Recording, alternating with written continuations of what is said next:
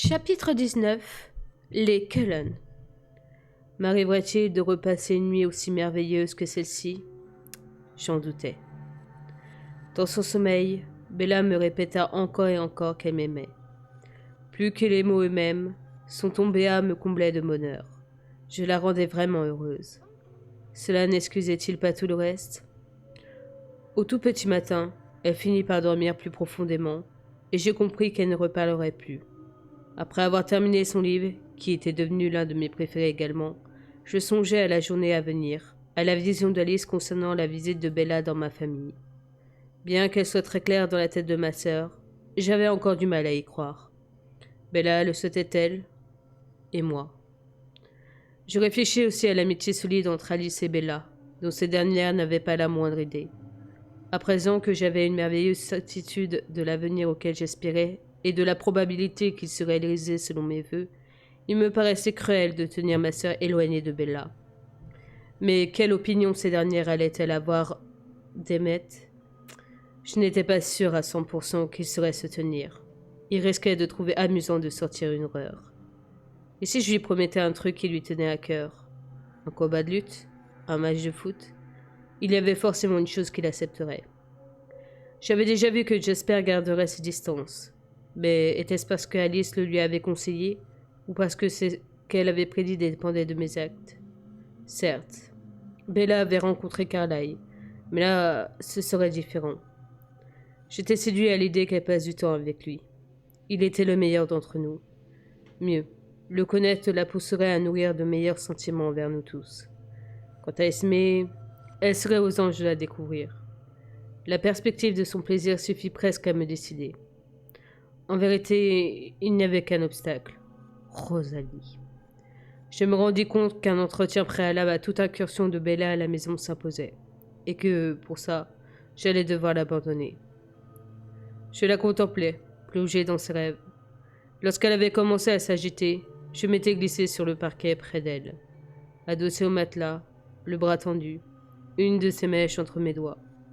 En soupirant, je me levai. Je n'avais pas le choix. Elle ne saurait pas que je l'avais quittée.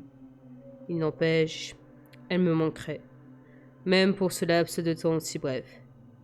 Je me ruai chez moi, en espérant terminer avec mes tâches le plus vite possible. Comme d'habitude, Alice avait rempli sa mission. L'essentiel de ce que je voulais faire relevait surtout du détail. Alice savait le plus important, et, comme de bien entendu, Rosalie m'attendait sur la plus haute marche du perron. Notre sœur ne lui avait pas dit grand-chose, et elle me semblait un peu perdue quand je l'aperçus, comme si elle ignorait ce que j'allais lui annoncer. Dès qu'elle me vit, elle se renfrogna. « Quoi encore ?»« S'il te plaît, Rose, on peut discuter. » J'aurais dû piger qu'Alice te rendrait service. Elle-même aussi. Rosalie se leva et poussa son jean. « Je t'en prie, Rose. »« D'accord, d'accord. Dis ce que tu as à dire. »« Tu viens te balader avec moi ?» proposai-je en l'invitant d'un geste. Elle passa la bouche, opina néanmoins. Je l'entraînai de l'autre côté de la maison, sur les berges de la rivière noire comme la nuit. Nous la remontâmes en silence vers le nord, bercée par le seul clapotis de l'eau. J'avais choisi ce chemin exprès. J'espérais qu'il lui remémorait le jour auquel j'avais pensé un peu plus tôt, celui où elle avait ramené Emmett, celui où nous avions trouvé un terrain d'entente pour la première fois. « Est-ce qu'on peut en finir ?» se plaignit-elle. Sous son apparente irritation, je sentis sa nervosité. Craignait-elle que je lui en veuille encore pour le pari? J'eus l'impression qu'elle avait un peu honte. « J'ai une faveur à te demander, » répondis-je. « Pas facile pour toi, je le sais. » Elle fut désarçonnée. Ma gentillesse ne fit qu'exacerber sa colère cependant. « Tu veux que je sois sympa avec l'humaine ?» devina-t-elle. « Oui, tu n'es pas obligé de l'apprécier. Mais elle fait partie de ma vie et, par conséquent, de la tienne. J'ai conscience que tu n'y es pour rien, et que ça te déplaît. »« Exact. »« Tu as ramené Emmett sans ma permission, » lui rappelai-je. « Ce n'était pas pareil » renifla-t-elle avec dédain. « Plus définitif, effectivement. » Elle s'arrêta net, et je l'imitai. Elle me couvra d'un regard surpris et soupçonneux. Comment ça? Tu n'envisages pas quelque chose de permanent? Cette question la préoccupait tant que je fus dérouté quand elle changea de sujet. Est-ce que l'arrivée des maîtres t'a blessé? Fait du mal d'une façon ou d'une autre? Bien sûr que non. C'était un choix très sûr. Elle renifla de nouveau, guère attendrie par mes flatteries. Me donnerais-tu une chance de prouver que le mien l'est aussi? Insistai-je. Pivotant sur ses pieds, elle repartit vers le nord, se frayant un chemin à travers la forêt. Je suis incapable de la regarder. Quand c'est le cas, je ne vois pas une personne, juste un gâchis. En dépit de mes bonnes résolutions, ma colère se réveilla. Je ravalai un grondement et tentai de me contrôler. Un coup d'œil par-dessus son épaule avertit Rosalie de mon changement d'humeur. Elle s'arrêta de nouveau et me fit face, une expression plus douce sur le visage. Je suis désolée, crois-moi. Je ne voulais pas paraître cruelle. C'est seulement que je ne suis pas capable d'assister à ça. Elle a tout à vivre, Édouard, chuchota-t-elle avec raideur. Des tas de possibilités qu'elle s'apprête à jeter aux Antilles. Toutes. Tout ce dont m'a privée. Je ne supporte pas d'en être témoin. Secouée par son intensité, je la fixai. Sa jalousie m'avait agacé. S'il restait vrai qu'elle prenait sa source dans ma présence pour Bella, cet aspect était insignifiant. Ce qu'elle avançait là était différent, plus profond. J'eus l'impression de la comprendre pour la première fois depuis que j'avais sauvé Bella. Prudemment, j'ai posé une main sur son bras. Je m'attendais à être jetée. Elle ne broncha pas. Je ne permettrai pas que ça arrive, lui promis-je sur un ton tout aussi solennel que le sien. Elle me dévisagea un long moment, puis invoqua une image mentale de Bella. Ce fut plus une caricature que le portrait idéal qu'en traçait Alice, mais ce qu'elle avait en tête avait le mérite d'être évident. Bella avait la peau blanche et les prunelles écarlates. Le tout baigné dans une atmosphère de profonde répulsion. « Ce n'est pas ce que tu vises ?»« Non, » me récriai-je tout aussi dégoûté qu'elle. « Non, je veux qu'elle ait tout. Je ne la priverai de rien, Rose. Tu piges? Je n'y infligerai pas ça. » Ma véhémence la déstabilisa. « Mais comment crois-tu que ça va fonctionner ?» Je haussai les épaules, feignant une nonchalance que j'étais loin d'éprouver. Combien de temps lui faudra-t-il pour se lasser d'un garçon de 17 ans? Je ne l'intéresserai peut-être que jusqu'à ce qu'elle en ait 23, 25. Elle finira par aller chercher ailleurs. J'eus beau tenter de dissimuler ce que ces mots me coûtaient, elle fut pas dupe. Tu te lances dans un jeu dangereux, Édouard. Je me débrouillerai pour survivre, quand elle m'aura quitté. Je tressaillis, laissai retomber ma main le long de mon flanc. Je ne pensais pas à ça, objecta-t-elle. Écoute, bien que tu ne sois pas mon genre, aucun humain ne peut se comparer à toi. Et tu le sais. Un jour, avançai-je en secouant la tête, elle voudra plus que ce que je suis en mesure de lui donner. Il y avait tant de choses que je ne pouvais pas lui donner. Si tu avais été dans sa situation, et Emmett dans la mienne, n'aurais-tu pas désiré plus? Rosalie médita ma question. Elle se représenta à son compagnon, tel qu'il était aujourd'hui, sourire charmeur et bras tendus vers elle, survie humaine, jolie mais moins exceptionnelle que maintenant, allant à sa rencontre avant de s'imaginer lui tournant le dos. Rien de tout cela ne parut lui plaire. Sauf que moi, je sais ce que j'ai perdu, songea-t-elle sombre. Je doute qu'elle envisage ça comme ça. Je vais passer pour une vieille de 80 balais, poursuivait-elle à voix haute, et avec un petit sourire plus léger soudain. Mais les mômes d'aujourd'hui, ils ne sont que dans l'instant présent. Ils ne se projettent pas à 5 ans, encore moins à 50 ans. Que ferais-tu si elle te demande de la transformer? Je lui démontrerai à quel point c'est mal. Je lui expliquerai que tout ce à quoi elle devrait renoncer. Et quand elle te suppliera? J'hésitais, hanté par la vision d'Alice, où une Bella aux joues creuses était recroquevillée sur elle, noyée dans sa souffrance. Et si c'était ma présence et non mon absence qui provoquait ce chagrin? J'essayais de la voir toute pleine de l'amertume de Rosalie. Je refuserais. Percevant ma détermination d'airain, Rosalie acquiesça. Je continue d'estimer que c'est trop risqué. Je ne suis pas sûre que tu en auras la force. Elle commença à rebrousser chemin d'un pas lent, et je la suivis. Tu n'as pas eu la vie que tu souhaitais, repris-je.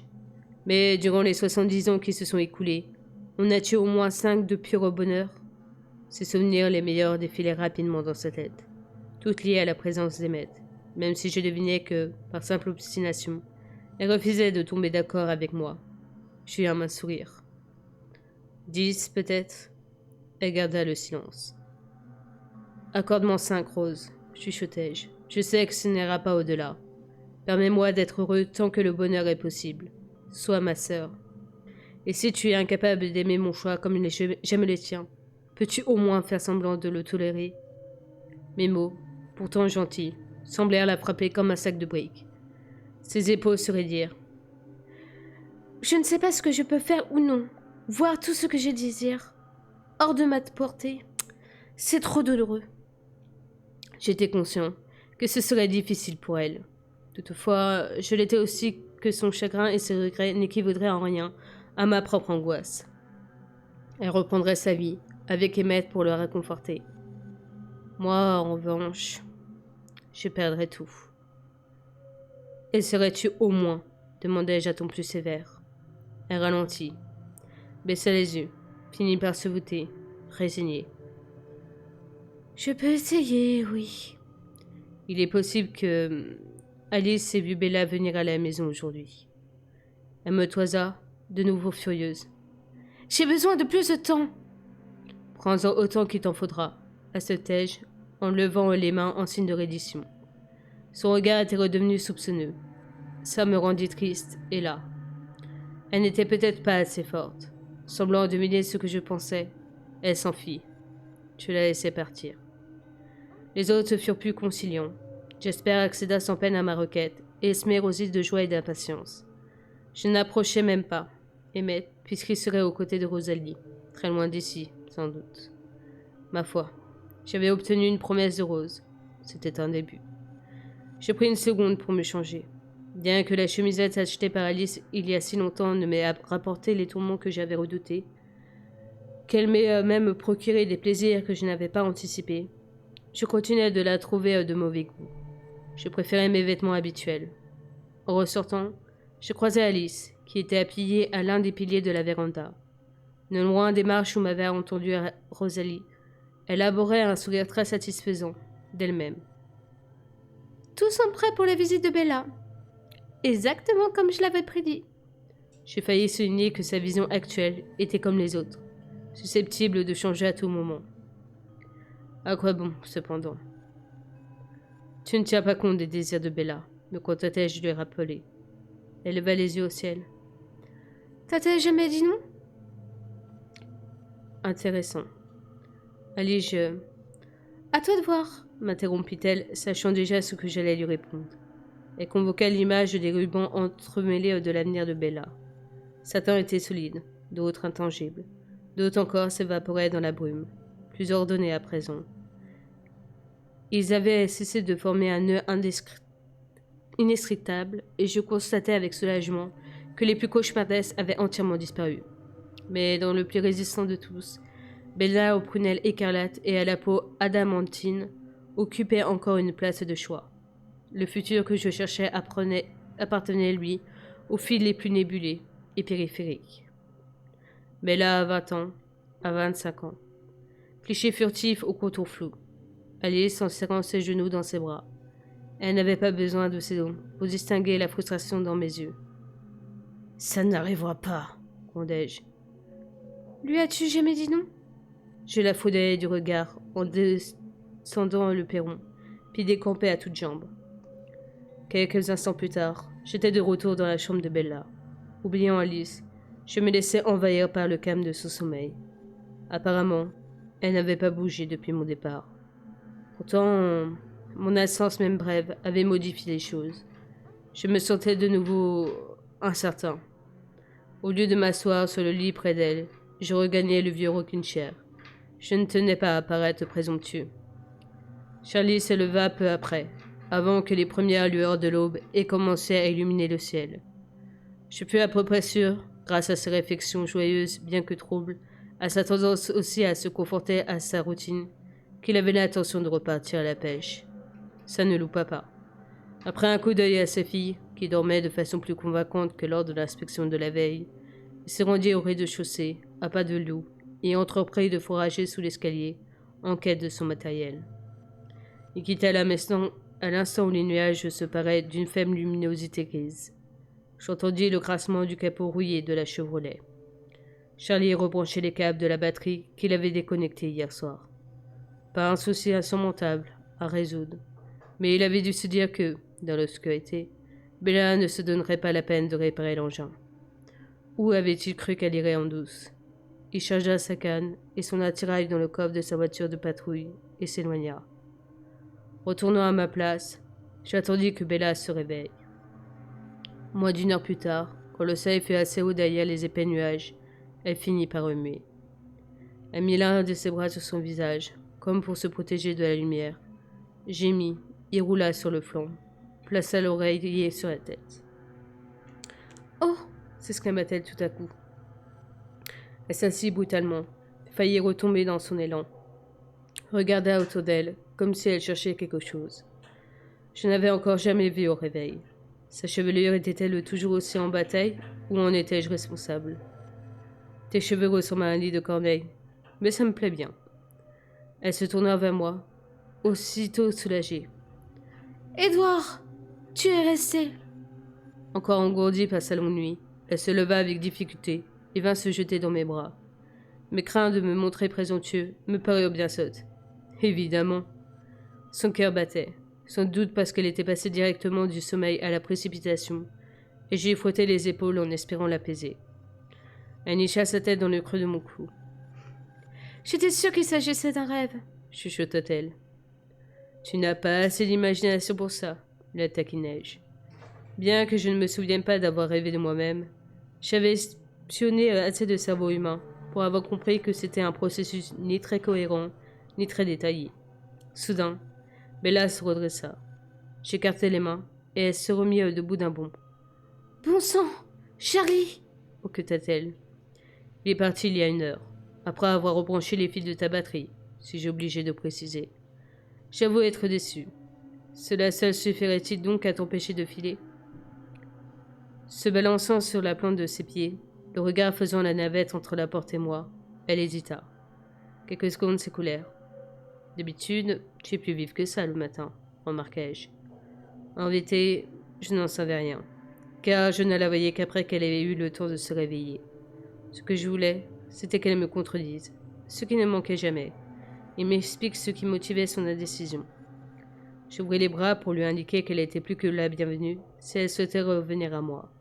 Elle fit un pas, puis se ravisa, en fronçant les sourcils. « J'ai besoin d'une nouvelle minute d'humanité, » dit-elle.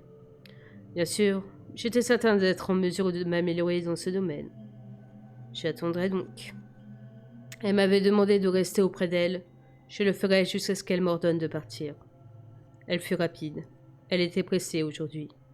J'entendis des claquements de portes et de placards, des crissements de sa brosse passée sans ménagement dans ses cheveux. J'en frémis. Quand elle me rejoignit, 2 taches roses coloraient ses joues, et ses yeux pétillaient d'enthousiasme et d'impatience. Néanmoins, elle approcha de moi, plus prudemment et s'arrêta à quelques centimètres de mes genoux. Sans s'en rendre compte, elle se tordait les mains avec nervosité. J'en déduisis qu'elle avait retrouvé sa timidité naturelle, qu'elle éprouvait la même chose que moi à mon retour, tout à l'heure. Ce qui, j'en étais convaincu, à présent, pour moi aussi, était inutile. Je l'étreignis tendrement, et elle se blottit contre moi, en enroulant ses jambes autour des miennes. « Enfin là !» soufflai-je. Elle poussa un soupir satisfait et promena ses doigts avec lenteur sur mon bras droit, de haut en bas et de retour, tandis que je nous berçais au rythme de sa respiration. Sa main grimpait jusqu'à mon épaule, stoppa au niveau de mon col. Elle recula et me dévisagea d'un air consterné. « Tu as osé me quitter ?» Je ne pouvais décemment pas garder les vêtements d'hier, rigolai-je. Qu'auraient pensé les voisins? Elle n'en fut que plus mécontente. Ne tenant pas à lui révéler le genre de mission que je m'étais donné, je recourus à un subterfuge dont je ne doutais pas qu'il fonctionnerait. Tu t'es profondément endormi. Je n'ai rien loupé. Tu avais déjà parlé. Comme prévu. Et j'ai mis. Qu'ai-je dit? Il me fut impossible de continuer à badiner. Et c'est fait avec une joie incommensurable que j'ai répondu la vérité. Que tu m'aimais. Baissant les yeux, elle cacha son visage dans mon torse. Ce n'est pas un scoop, murmura-t-elle, son haleine réchauffant le tissu de ma chemise. C'était plaisant à entendre quand même. Je t'aime. Je ne me lassais pas de ces mots. Là, ils me subjuguèrent, parce qu'elle avait choisi de les prononcer en sachant que je l'écoutais. De mon côté, j'en cherchais des plus parlants encore, susceptibles de décrire avec précision ce qu'elle était devenue pour moi. Il n'y avait plus rien en moi qui ne tourne pas autour d'elle. Notre première conversation me revint à l'esprit, à l'époque où je pensais sincèrement ne pas avoir de véritable existence, ce qui n'était plus le cas. Tu es ma vie, désormais, chuchotai-je. Malgré la couche nuageuse qui dissimulait le soleil, la chambre rayonna d'une lumière dorée. L'air sembla plus pur que la normale. Enlacés, nous balançâmes lentement, savourant la perfection de l'instant. Comme je me l'étais répété souvent, ces dernières 24 heures, je savais que s'il me fallait bouger à nouveau, ça ne m'écouterait pas. À la façon dont son corps était soudé au mien, je songeais que c'était sûrement pareil pour elle. Mais j'avais des responsabilités. Je devais maîtriser mon allégresse débridée et me montrer pratique. Je resserrai mon étreinte une seconde, puis me forçai à la lâcher. C'est l'heure du petit déjeuner, annonçai-je. Elle hésita, peut-être aussi réticente que moi à ce que nous nous détachions l'un de l'autre.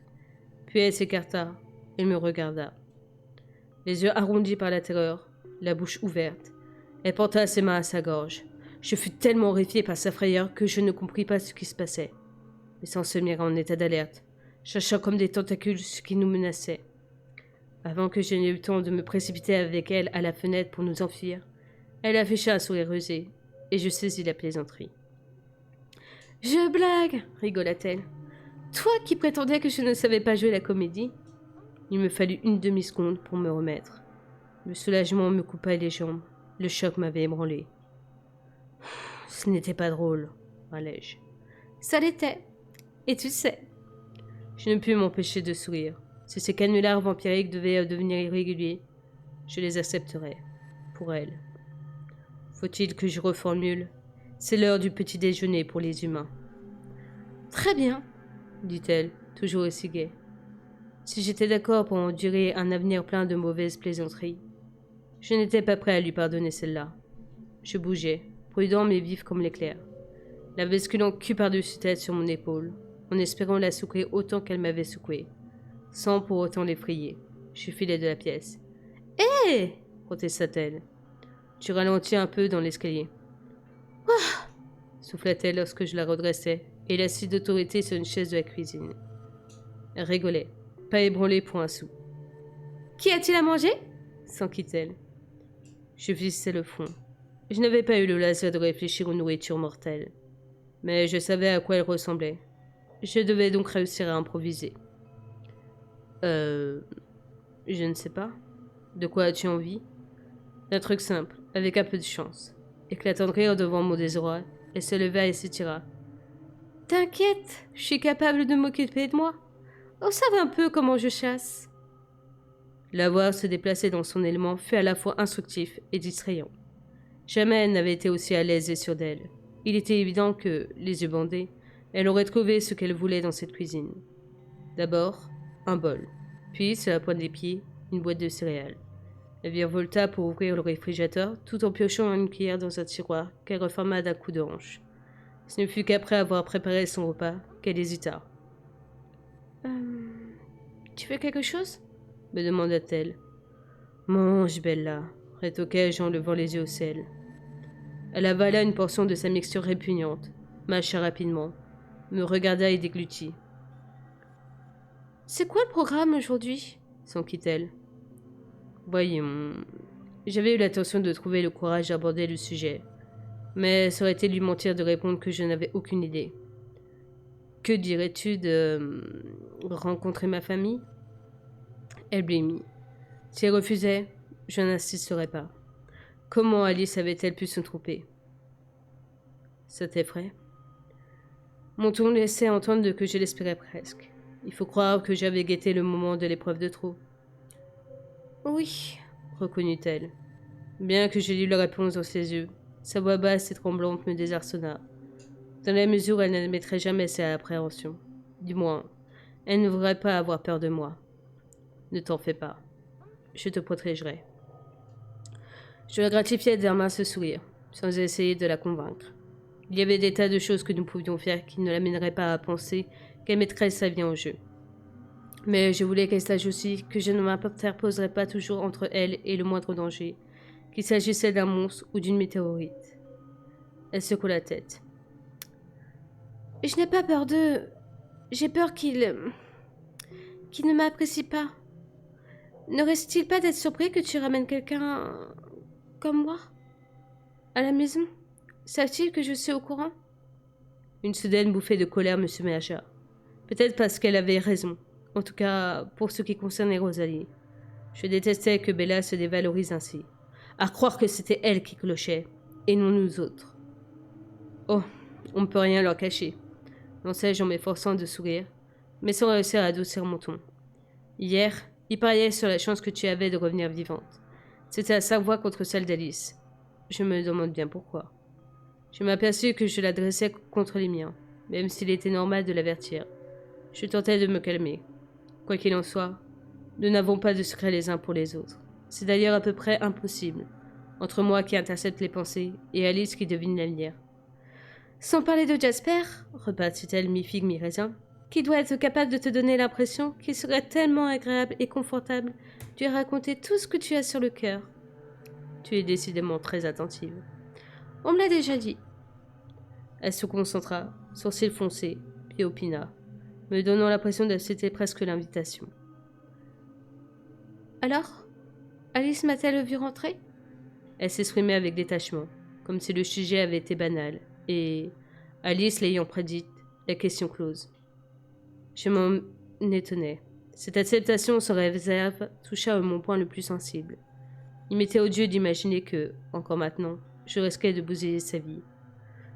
Quelque chose comme ça, marmonnai-je. Je me détournai pour regarder par les fenêtres de derrière, ne tenant pas à ce qu'elle voie mon effarement. Je doutais de l'avoir dupée, cependant, car je sentais qu'elle me fixait. Je m'efforçais d'alléger bien l'ambiance que mon courroux avait provoquée, et la dévisageais de nouveau. La taquinai d'une voix aussi naturelle que possible. « C'est bon ?» demandai-je en montrant son bol. « Franchement, ça n'a pas l'air très appétissant. » « Eh bien, ça ne vaut pas le grizzly irritable. » Devant ma réaction, elle s'empressa de continuer à manger. Elle réfléchissait, les yeux dans le vague. De mon côté, je faisais de même. Mais nos préoccupations ne devraient pas être identiques. Contemplant le jardin, je me rappelais le jour ensoleillé où je l'avais espionné. L'instant où l'ombre des nuages l'avait englouti. Il m'était trop facile de retomber dans la déprime, d'analyser mes bonnes intentions et de disceler que mon égoïsme. Troublé, je pivotai vers elle et la découvris qui m'observait sans crainte, aucune. Comme depuis le début, elle avait foi en moi. Je respirai un bon coup. Je serais digne de cette confiance. Quand elle me regardait ainsi, rien ne m'était insupportable. La prophétie mineure d'Alice s'avérait donc, sans surprise. Dans quelle mesure Bella essayait-elle de me faire plaisir en acceptant de venir chez moi? Très plaisir, certainement. J'avais une envie similaire en tête, mais je redoutais que, une fois encore, elle cède uniquement pour moi. Ça ne coûtait rien d'en parler. Tu devrais aussi me présenter à ton père. Il te connaît déjà, sursauta-t-elle. Pas comme ton petit ami. Pourquoi ferais-je ça? Ce n'est pas la coutume, insistai-je d'un air décontracté, bien que je sois ébranlé par ses réticences. Aucune idée, marmonna-t-elle d'une voix moins assurée. Ce n'est pas nécessaire. Je m'attends pas à ce que... Personne ne te force à jouer le jeu. Croyait-elle vraiment que c'était une corvée que je m'infligeais? Je ne joue pas, lui promis-je. Elle contemplait son bol en touillant mollement ce qui y restait. Il valait peut-être mieux que j'aille droit au but, quitte à essuyer un refus. Diras-tu à Charlie que je suis le garçon avec lequel tu sors, oui ou non? Car c'est ce que tu es? Pas le rejet que j'avais craint. Il était évident que quelque chose m'échappait. Estimait-elle que Charlie ne devait pas être au courant de mon existence parce que je n'étais pas humain, ou avait-elle une autre raison? J'admets que c'est une acception un peu large du mot garçon. J'avais l'impression que tu étais plus que ça, avoua-t-elle dans un souffle. Elle n'avait pas relevé la tête, s'adressait à la table. De nouveau, je fus renvoyée à notre conversation de la cafétéria, lorsqu'elle m'avait confié penser que nos sentiments n'étaient pas mutuels, que j'étais moins attachée à elle que l'inverse. Pourquoi ma demande de rencontrer son père la plongeait-elle dans cet état d'esprit? Le problème était-il la permanence de l'expression petit ami, un concept très humain et fugace, qui ne recouvrait pas une seconde ce que je voulais être pour elle, mais le seul que comprendrait Charlie? Eh bien, je ne suis pas sûre que nous soyons obligés de lui donner des détails les plus sanglants, murmurai-je en soulevant son menton de latex. Mais il va falloir lui expliquer pourquoi je passe autant de temps avec toi. Je ne tiens pas à ce que le chef Swan prenne des mesures de coercition à mon encontre. Seras-tu là? S'inquiétait-elle en niant ma plaisanterie. Seras-tu vraiment là? Toujours? Aussi longtemps que tu voudras de moi. Je ne partirai que si elle m'en priait. Elle me dévisagea avec une intensité presque furieuse. Je ne me lasserai jamais de toi. Jamais. Je songeais avec la certitude d'Alice. Lui as-tu jamais dit non? Je songeais aux deux de Rosalie. Que ferais-tu si elle te demandait de la transformer? Et quand elle te suppliera? Cette dernière avait raison sur une chose au moins. Jamais, ou éternité, n'avait pas la moindre sens pour Bella que pour moi. À ses yeux, ça désignait seulement une très longue durée, dont elle n'imaginait pas la fin. Une personne de 17 ans ne pouvait mesurer ce que signifiait d'en avoir 50. Alors, l'éternité, elle était humaine. J'étais un immortel figé dans le temps. D'ici à peine quelques années, elle se serait réinventée à de nombreuses reprises. Ses intérêts auraient changé, son horizon se serait élargi. Elle ne voudrait plus alors ce qu'elle désirait aujourd'hui. Lentement, conscience des délais qui m'étaient impartis, je contournai la table afin de caresser son visage. « Ça t'embête » me demanda-t-elle en me couvrant des yeux et en cherchant à comprendre. Que lui répondre? Je me bordais à la scruter avec l'impression de déceler les modifications infinitésimales qu'entraînait chez elle chaque battement de son cœur. Elle soutint mon regard. Que voyait-elle? Parvenait-elle à imaginer ce que je resterais toujours le même? Cela ne fit qu'intensifier mon sentiment d'urgence. Je soupirai. Nous n'avions pas de temps à perdre. Tu as terminé, manquai-je avec un geste vers son bol vide. Oui, répondit-elle en se levant. Va t'habiller. Je t'attends ici. Elle obtempéra en silence. J'avais besoin d'être un peu seule. J'ignorais pourquoi j'étais la proie de multiples mauvais pressentiments. Il fallait que je me reprenne, pour profiter de la moindre seconde de bonheur qui m'était échue, d'autant plus qu'elle m'était comptée. J'étais conscient que mes maudits doutes et mes inlassables questionnements étaient capables de tout gâcher. Et il aurait été dommage de m'apitoyer sur moi-même, si nous n'avions que quelques petites années. À l'étage, j'entendais Bella qui se débattait avec sa garde-robe. Le tumulte était moins brillant que les 2 soirs auparavant, lorsqu'elle avait préparé ses vêtements pour notre escapade dans la clairière. Mais il n'en était pas moins intense. Je priais pour qu'elle ne soit pas trop stressée à la perspective de rencontrer ma famille. L'amour d'Alice et d'Esmé lui était déjà acquis. Les autres ne prêteraient pas attention à sa tenue. Ils ne verraient qu'une humaine assez brave pour rendre visite à un clan de vampires. Même Jasper en serait impressionné. Lorsqu'elle redescendit, je m'étais ressaisie. Je n'avais qu'à me concentrer sur la journée à venir, sur les 12 heures à passer en compagnie de Bella. Voilà qui devait suffire à me conserver le sourire. « Ça y est !» cria-t-elle en dégringolant les marches. « Je suis à peu près décente. » Dans sa précipitation, elle faillit me heurter, et je la rattrapai. Elle m'adressa un immense sourire, et toutes mes incertitudes se dissipèrent. Comme je m'en étais douté, elle avait enfilé le haut bleu qu'elle avait porté à Port Angeles, mon préféré. Elle était ravissante, et j'aimais qu'elle éblouisse ses cheveux en arrière. Elle ne pourrait pas se cacher dessous. Encore une fois, tu as tout faux, me moquai-je. Tu es scandaleusement indécente. Aucune femme ne devrait avoir le droit d'être aussi tentante. C'est injuste. Elle me repoussa afin de me dévisager. Comment ça, tentante? Je peux me changer? La veille, elle m'avait demandé si elle m'attirait en tant que femme. Ça me semblait si évident que sa question frôlait le ridicule. Et pourtant, elle avait l'air de ne toujours pas s'en rendre compte. « Tu es absurde, m'esclaffai-je. J'embrassai son front, me laissai submerger par le contact de sa peau sous mes lèvres, comme par une onde électrique qui secoua tout mon corps. Est-il vraiment nécessaire que je t'explique pourquoi tu me tentes ? Lentement, je promenais mes mains le long de sa colonne vertébrale, jusqu'au creux de ses reins, avant de les arrêter sur ses hanches. L'idée avait été de la titiller, mais je fus happé par l'instant. Ma bouche frôla ses tempes. Je m'entendis respirer à l'unisson de son cœur battant. Ses doigts tremblaient sur mon torse. Je n'eus qu'à m'incliner légèrement pour que ses lèvres, si peu et tièdes, soient à portée des miennes. Prudemment, à l'affût des effets puissants de la chimie, je l'embrassai. Tandis que j'étais à nouveau envahi par le courant et la lumière, je guettais sa réaction, prêt à me détacher d'elle si la situation dérapait. Elle se montrait plus précautionneuse que la fois précédente, en restant presque immobile. Même ses tremblements s'étaient calmés. Me mouvant avec la plus grande vigilance face aux émotions que j'éprouvais, je raffermis notre baiser, savourant leur douceur. Je ne me contrôlais pas autant que j'aurais dû. J'en trouvais les lèvres pour goûter son haleine. À cet instant, ses jambes se dérobèrent sous elle, et elle glissa vers le sol. Je la rattrapai et la redressai, soutenant de ma main gauche sa tête qui ballottait. Les paupières closes, elle était toute blanche. « Bella !» m'écriai-je en paniquant. Prenant une inspiration, elle cligna. Je m'aperçus que je n'avais pas perçu son souffle depuis un moment. Trop longtemps. Elle l'inhala une fois encore, chercha à poser les pieds par terre.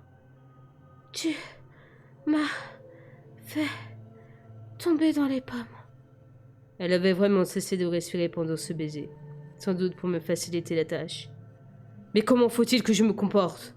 grognai-je. « Hier, quand je t'ai embrassé, tu m'as carrément attaqué. Et aujourd'hui, tu t'évanouis. » Elle eut un rire faible.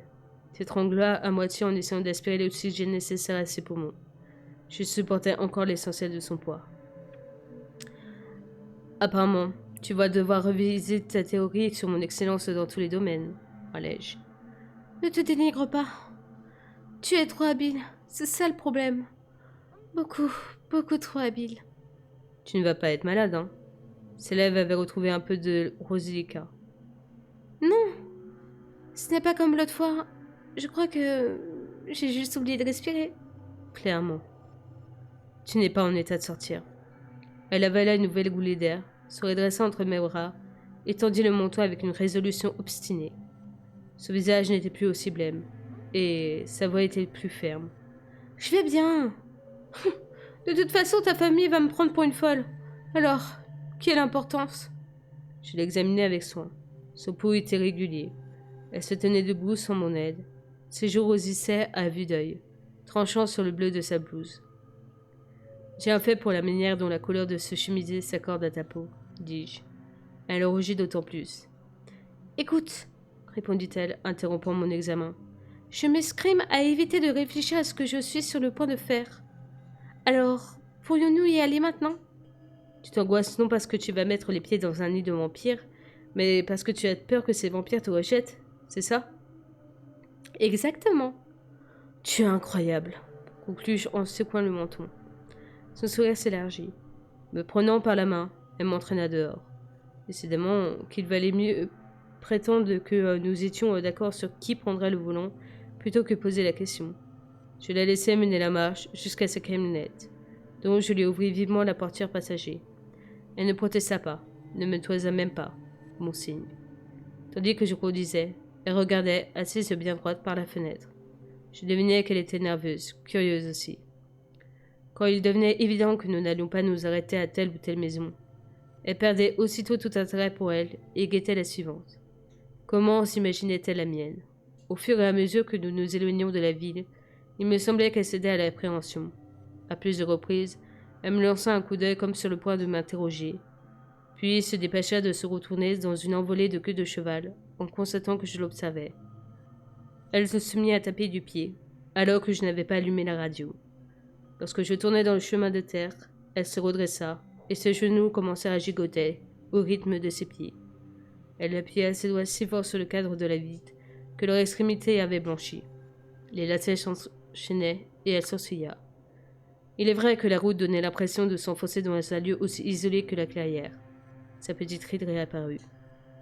Je frottais son épaule, et elle m'adressa un sourire contraint avant de contempler de nouveau le paysage. Nous débouchâmes enfin de la forêt sur la pelouse. Le changement ne parut pas énorme, car nous étions dans l'ombre de grands cèdres. Regarder la maison familière en essayant de la voir à travers les yeux de Bella fut bizarre. Esme ayant très bon goût, je savais que notre résidence était objectivement superbe. Mais Bella se rendrait-elle compte qu'il s'agissait d'un édifice figé dans le temps, datant d'une autre époque, bien qu'il soit tout neuf et solide, comme si nous avions remonté des ans pour le trouver au lieu que ce soit lui qui vieillit jusqu'à nous.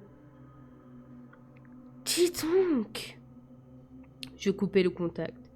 Le silence qui suivit renforça le sentiment d'être dans un point différent de l'histoire. Elle te plaît? Elle me regardait du coin de l'œil, avant de se retourner vers la maison. Elle ne manque pas de charme? M'esclaffant, je tirai sur sa queue de cheval et descendis de voiture. En moins d'une seconde, j'ouvris sa portière. Prête? Pas le moins du monde, dit-elle, haletante. Allons-y. Elle vérifia sa coiffure, en quête de mèche folle. Tu es magnifique, la rassurai-je. Je l'attrapais par la main, qui était moite et moins chaude que d'habitude. Je caressais le dos avec mon pouce, tentant de lui transmettre par ce geste que tout allait bien, et qu'elle ne risquait rien.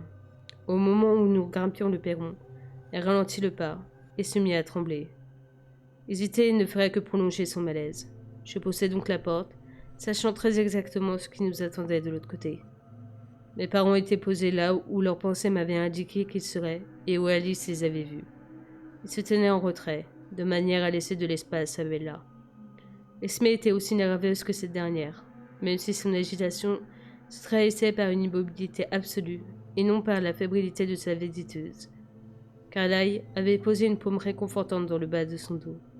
S'il était accoutumé à fréquenter les humains en toute sérénité, Esme, elle, était timide et s'aventurait rarement seule dans l'univers des mortels. Cassanière, elle se contentait de ce que nous autres lui rapportions de ce monde. Bella balaya des yeux la pièce. Elle restait légèrement derrière moi, comme si j'étais un bouclier. Bien que j'aie conscience de son anxiété, je me sentais détendue au cœur de mon foyer. Je lui serrai la main. Carla gratifia Bella d'un sourire chaleureux, et Esme s'empressa de l'imiter. Carlyle, Esme, je vous présente Bella. Bella avait-elle perçu la pointe de fierté dans ma voix quand j'avais prononcé son nom? Sois la bienvenue, Bella, lança Carlyle en approchant avec une lenteur délibérée, la main tendue. Peut-être parce qu'elle le connaissait déjà, elle parut se relaxer. Sans me lâcher, elle avança d'un pas assuré et serra la paume offerte sans même me grimacer sous l'effet du froid. Elle s'était habituée, évidemment. « Ravie de vous revoir, Dr. Cullen, » répondit-elle. Elle l'était, apparemment. « Quelle courageuse petite !» songea Esme. « C'est un amour !»« Je t'en prie. Appelle-moi Carlyle. »« Entendu, » acquiesça-t-elle, enchantée. Ma mère rejoignit mon père avec le même mesure étudié. Plaçant une main sur l'épaule de Carlyle, elle tendit l'autre à Bella, qui l'accepta sans hésiter et en souriant. « Heureuse de te connaître, » dit Esme avec une affection réelle. « Merci, de même. » Malgré le conventionnel des paroles échangées, la sincérité du ton les dotait d'une profondeur autre. « Je l'adore déjà, Edward. Merci de nous l'avoir amené. » L'enthousiasme de ma mère me fit sourire. « Où sont Alice et Jasper ?» demandai-je, pour la forme seulement, car je les entendais qui passaient au sommet de l'escalier. Alice planifiait son entrée et ma question semblait lui donner le la. « Hé, Edward !» meuhla-t-elle en surgissant. Sur ce, elle dévalait les marches, par une allure humaine, et sura sur Bella, stoppant à quelques centimètres d'elle à peine. Carlyle, Esme et moi, nous pétrifiâmes sous l'effet de la surprise. Bella, elle, ne broncha pas, même pas quand Alice lui sauta au cou pour embrasser sa joue. Je jetai un regard d'avertissement à ma sœur, mais elle ne me prêta aucune attention. Prise entre l'instant présent et mille l'avenir, radieuse à l'idée de pouvoir enfin entamer son amitié. Malgré la gentillesse de ses sentiments, je me réjouis pas. Plus de la moitié de ses souvenirs futurs dessinaient une Bella livide, sans vie, parfaite et froide. Tout entière focalisée sur Bella, Alice ne perçut pas ma réaction. « Tu sens trop bon !» lui dit-elle. « Je n'avais pas encore remarqué. » Bella rougit, et nous autres détournâmes la tête, gênés. Je cherchais un moyen de détendre l'atmosphère, quand, soudain, ce ne fut plus nécessaire. Je sentis l'attention de Bella s'évaporer, tandis que je retrouvais mon aise. Jasper apparut alors. S'il ne se déplaçait pas à la vitesse d'Alice, il n'avait pas non plus opté à la lenteur de nos parents. Il n'avait pas besoin de jouer la comédie. Tout en lui avait l'air naturel et juste. En vérité, il en rajoutait un peu. Je lui ai adressé un coup d'œil sardonique, auquel il ne répondit par un grand sourire. Il s'arrêta, près du pilier central de l'escalier, à une distance étrange par rapport à nous, mais qui, bien sûr, ne semblait pas l'être dès lors qu'il l'avait décidé.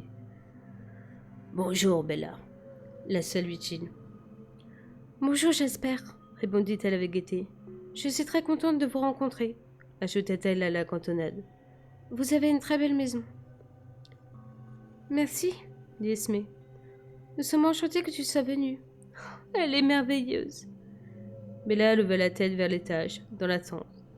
Mais je savais qu'on en avait fini avec les présentations de ce matin. Ma mère comprit, elle aussi, le sens du geste de sa visiteuse. « Je suis navrée. Elle n'était pas prête. Emma s'efforce de la calmer, mais... » Devais-je m'excuser en lieu et place de Rosalie? Je n'eus pas le temps de me décider, cependant, car Kalaï m'interpella mentalement. « Édouard ?» Je le dévisageais. Sa gravité tranchait avec l'ambiance décontractée qu'avait créée Jasper. Alice a vu des inconnus nous rendre visite. Au rythme où ils se déplacent, ils ont relocalisé demain soir.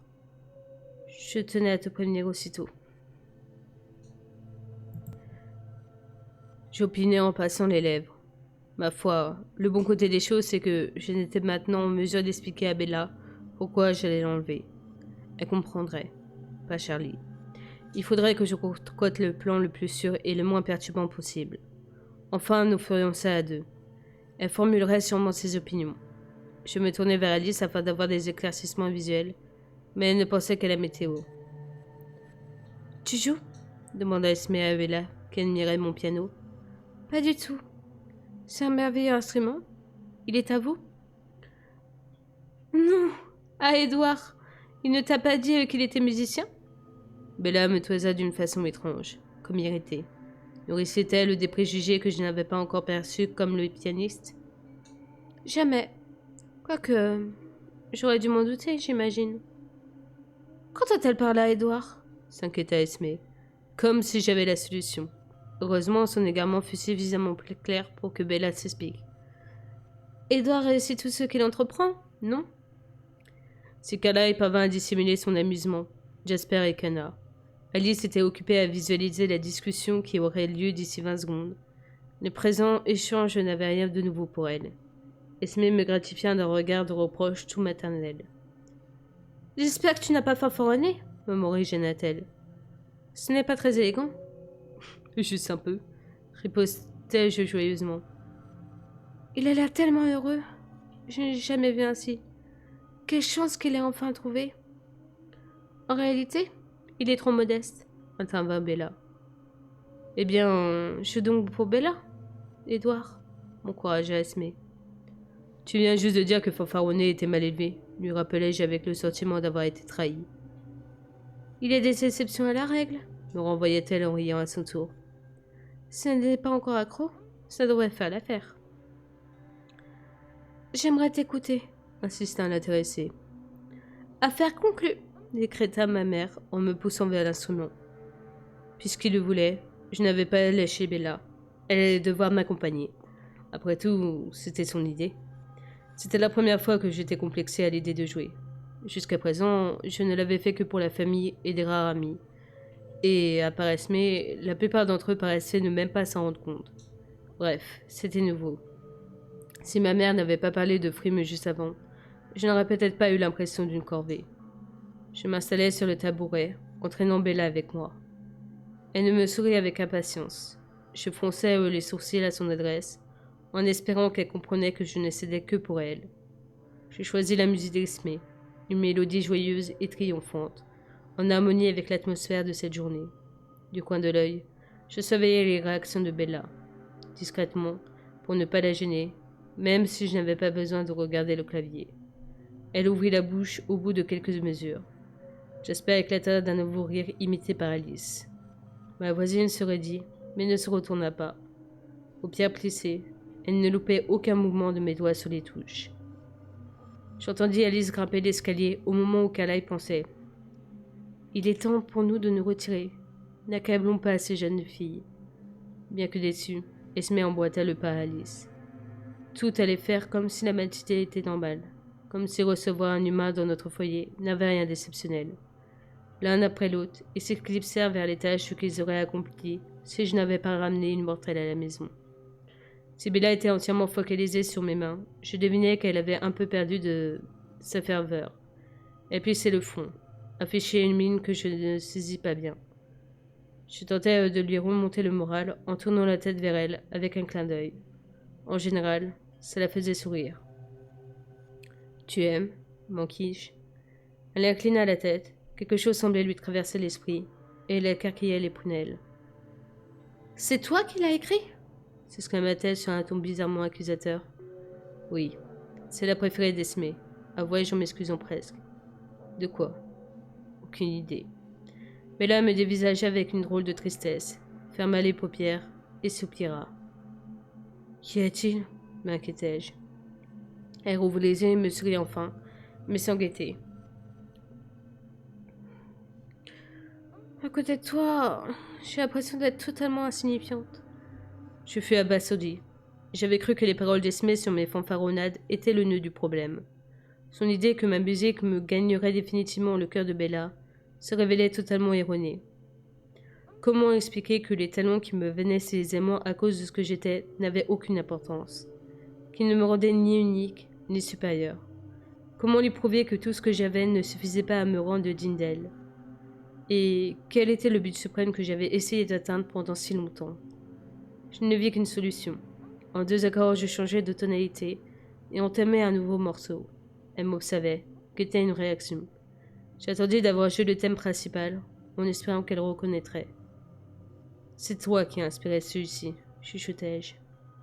Sentait-elle que la musique venait du plus profond de mon âme, et que, comme tout mon être, elle ne tournait plus désormais qu'autour d'elle?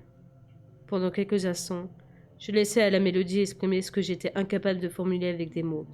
Le thème se développa et quitta le mode mineur pour les harmonies plus allègres de la fin. « Il t'aime bien, tu sais, » repris-je pour dissiper ses craintes du matin. Esme surtout. Elle avait dû s'en apercevoir d'elle-même. Elle se retourna. « Pourquoi sont-ils partis ?»« Un moyen très discret de nous donner un peu d'intimité, je suppose. »« Peut-être, » ronchonna-t-elle. « Reste Rosalie et Emmett. »« Ne t'occupe pas de Rosalie. Elle s'y fera, manquerai-je. »« Et Emmett ?» persista-t-elle avec une moue sceptique. « Oh, il pense que je suis fou. Mais ce que fais-je? Mais tu n'y poses aucun problème. » Il essaie de raisonner Rosalie. « Qu'est-ce qui l'ennuie tant que ça ?» demanda-t-elle tristement. J'aspirais et expirais lentement pour gagner du temps. Mieux valait en dire le minimum, et de la façon la plus rassurante possible. Rosalie est celle qui a le plus de difficultés à vivre notre situation. Elle a du mal à accepter qu'un étranger sache la vérité. Et puis, elle est un peu jalouse. « De moi ?» se grégua-t-elle comme si c'était une plaisanterie. « Tu es humaine, » dis-je en sous les épaules. Elle regrette que ce ne soit pas également son cas. « Oh !» s'exclama-t-elle déstabilisée avant de sourciller. « Et j'espère, lui aussi ?» L'impression de sérénité et d'aisance s'était volatilisée dès qu'il avait cessé de se concentrer sur nous. Elle devait se souvenir de la raideur avec laquelle il s'était présenté. Le sourd fut approché. « C'est de ma faute. Je t'avais expliqué qu'il était le plus récent d'entre nous. Je l'ai averti de garder ses distances, dans son propre intérêt. » J'avais beau avoir adopté un ton léger, elle frissonna. « Esme et Carlyle ?» enchaîna-t-elle rapidement comme pour changer de sujet. « Ils se réjouissent pour moi. D'ailleurs, Esme se moquerait comme d'une guigne que tu aies un 3e œil ou les pieds palmés. Elle s'est tellement inquiétée, craignant qu'un élément essentiel ait manqué à mon accomplissement, ou que j'étais trop jeune au moment de ma transformation par Kalaï. Elle nage en plein bonheur. Chaque fois que je te touche, elle s'étrangle de joie. Bella passe à la bouche. Alice m'a semblé très enthousiaste. Je tentais de rester calme, perçu cependant ma froideur. Elle a une façon bien à elle d'envisager les choses. Alors qu'elle avait été tendue pendant tous ces échanges, Bella se dérida soudain. Que tu n'as pas l'intention de m'expliquer, hein? Il va de soi qu'elle n'avait pas manqué de s'apercevoir que je réagissais mal chaque fois que nous mentionnons ma sœur. Je n'avais pas été très subtile. Au moins, elle se réjouissait de m'avoir pris en défaut. J'étais certain qu'elle ignorait complètement les raisons de mon irritation. Pour l'instant, elle se contenterait de m'informer qu'elle savait que je lui cachais des choses. Je ne répondis pas, et elle laissa tomber. Alors, qu'est-ce que t'as raconté Carlyle tout à l'heure? Demanda-t-elle à la place. Tu as aussi remarqué ça, n'est-ce pas? Je fronçai les sourcils. Sauf que ça, il fallait que je l'en informe. Bien sûr. Je repensais aux frissons qu'elle avait eues quand j'avais parlé de Jasper. Bien que j'ai du mal à l'effrayer de nouveau, il était indispensable qu'elle ait peur. Il voulait m'annoncer des nouvelles, et il ignorait si j'avais ou non envie de les partager avec toi. Et j'y suis forcé, dans la mesure où je vais devoir être insupportablement protecteur dans le jour ou semaine à venir, et que je ne tiens pas à ce que tu me prennes pour un tyranné. J'avais beau avoir essayé de minimiser l'événement, elle fut tout de suite anxieuse. Que se passe-t-il? Rien de très inquiétant pour le moment. Alice a juste vu la prochaine arrivée de visiteurs. Ils savent que nous sommes ici et sont curieux. Des visiteurs? Répéta-t-elle dans un souffle. Oui, ils ne sont pas comme nous. Pour ce qui concerne leur habitude de chasse, s'entend. Ils ne viendront même pas en ville, avec un peu de chance. Mais je n'ai pas l'intention de te laisser sans surveillance tant qu'ils n'auront pas déguerpi. Elle frémit, avec tant d'intensité que je la sentis le tabouret bouger. Enfin une réaction rationnelle, mamonai-je. Je commençais à croire que tu n'avais aucun instinct de survie. Je repensais à toutes les horreurs me concernant, qu'elle avait acceptées sans un battement de cils. Il fallait croire que seuls les autres vampires étaient effrayants. Ignorant mon persiflage, elle se remit à observer mes mains, qui couraient de nouveau sur les touches. Au bout d'un instant, elle inspira et exhala longuement, signe qu'elle venait de digérer un énième cauchemar vivant, sans barguigner. Oui, visiblement, car elle examinait le salon à présent. N'eut pas de mal à deviner ses pensées. Pas ce à quoi tu t'attendais, hein? Non. Qu'est-ce qu'il avait le plus étonné? La couleur claire, les grands espaces, le mur vitré. Ismay avait soigneusement veillé à ce que l'endroit nous donne l'impression ni d'une forteresse, ni d'un asile. Je voyais très bien ce qu'un humain avait pu s'imaginer.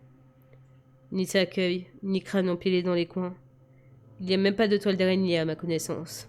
Quelle déception ça doit être. C'est tellement lumineux, tellement ouvert, dit-elle sans relever mes sarcasmes. C'est un endroit où nous n'avons pas besoin de nous cacher. Concentré sur elle, j'avais laissé la musique se dérouler et revenir à son passage le plus poignant, celui où une inéluctable vérité s'imposait. Bella était parfaite telle qu'elle, et toute interférence de la part de mon univers aurait entraîné une catastrophe. Il était trop tard pour sauver la mélancolie, et je l'achevais comme précédemment, sur une note d'infini chagrin. Il était si tentant, parfois, de croire que Bella et moi formions un couple idéal. J'y parvenais quand je cédais à l'impulsivité, aux élans naturels. En revanche, dès que j'y songeais rationnellement, sans que mes émotions leurrent ma logique, il me devenait évident que je ne pourrais que la blesser. « Merci, chuchota-t-elle.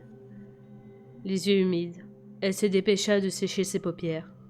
C'était la deuxième fois que je la voyais pleurer.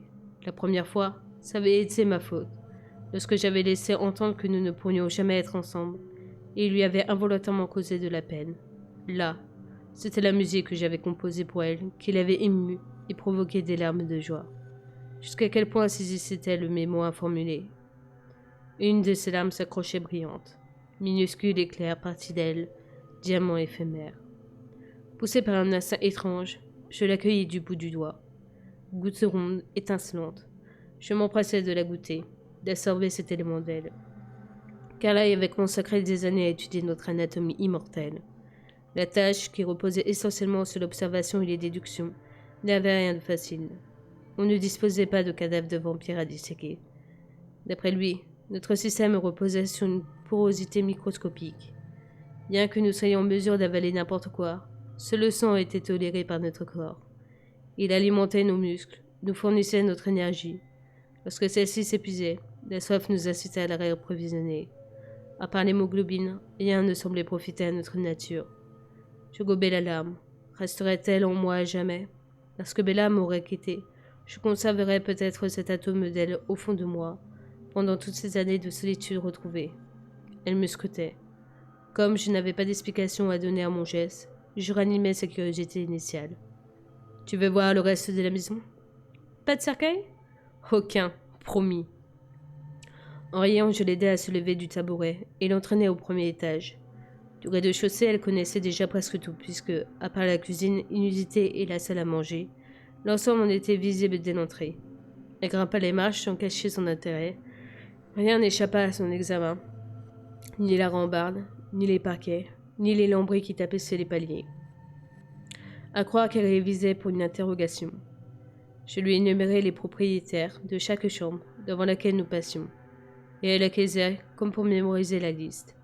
J'allais monter à l'étage suivant quand elle s'arrêta net. Je levai les yeux sur l'objet qui avait capté son attention. « Tu as le droit de rire, » dis-je. Sa présence est, en quelque sorte, ironique. Elle ne rit pas. Son bras s'étendit comme si elle voulait le toucher. La grande croix de bois dont l'antique et sombre patine tranchait sur le fond clair du mur. Et elle retint son geste, cependant. « Elle est sûrement très vieille. » « Début 17e, précisai-je avec désinvolture. Environ 1630. »« Pourquoi la gardez-vous ici ?» demanda-t-elle en se tournant vers moi. « Par nostalgie. Elle appartenait au père de Carlyle. »« Il collectionnait les antiquités ?» lâchait-elle sur un ton laissant entendre qu'elle pensait se tromper. « Non. Il a sculpté. Elle était suspendue au-dessus du pupitre du temple où il prêchait. Elle se remit à inspecter le crucifix avec une telle intensité et si longtemps que je m'en inquiétais. Tout va bien. Quel âge a Carlyle ? Répondait-elle aussi sec. En soupirant, je tâchais d'étouffer mon affolement habituel. Cette histoire serait-elle celle de trop ? Lorsque je répondis, ce fut en surveillant la moindre réaction de ses traits. Il vient de célébrer ses 362 ans. À peu de choses près. À le demander Smith, il s'était choisi un jour d'anniversaire, de façon plus ou moins approximative. Carlyle est né à Londres dans les années 740. Enfin, il le pense. Les dates à l'époque n'étaient pas aussi précises que maintenant, du moins pour les gens du commun. C'était juste avant l'arrivée de Cromwell. Il était le fils unique d'un pasteur anglican. Sa mère était morte en le mettant au monde. Son père était un homme intolérant.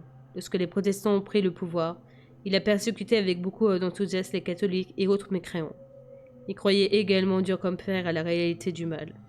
Il menait des chasses aux sorcières, aux loups-garous et aux vampires. Si elle avait conservé un calme apparent et comme distant pendant mon discours, elle serait dit lorsque j'utilisais le mot vampire et retint son souffle une seconde. Il amenait au bûcher pas mal d'innocents, parce que les créatures qu'il cherchait n'étaient pas si faciles à attraper, naturellement.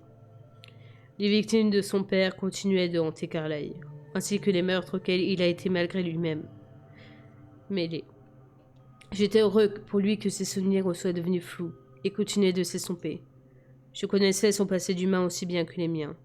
Je racontais à Bella sa malheureuse découverte d'un repère de vampire londonien, tout en me demandant ce qui lui semblait réel, dans ce conte hors de propos, situé dans un pays qu'elle n'avait pas visité, et à une époque si lointaine qu'elle en ignorait le contexte.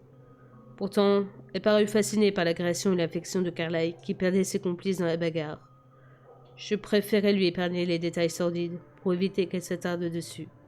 Lorsque le vieux vampire assoiffé s'était retourné contre ses poursuivants, il s'était borné à abattre mon futur père de 2 coups de ses dents pleines de venin, le premier dans sa paume tendue, le second dans son biceps.